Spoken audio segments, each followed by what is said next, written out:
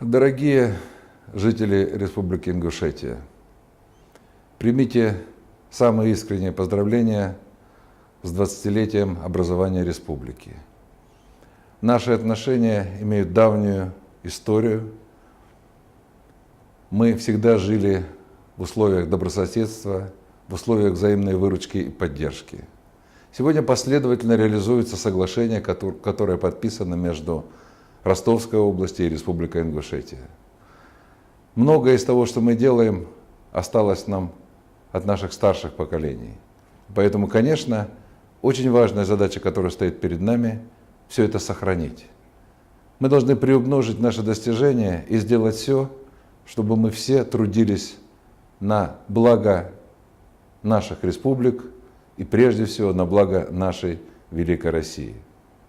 Разрешите сегодня от имени моих земляков, всех жителей Ростовской области, поздравить вас с этим замечательным праздником. Убежден, что наши теплые отношения станут прочной основой для развития юга России, для развития всей России и для улучшения жизни наших граждан.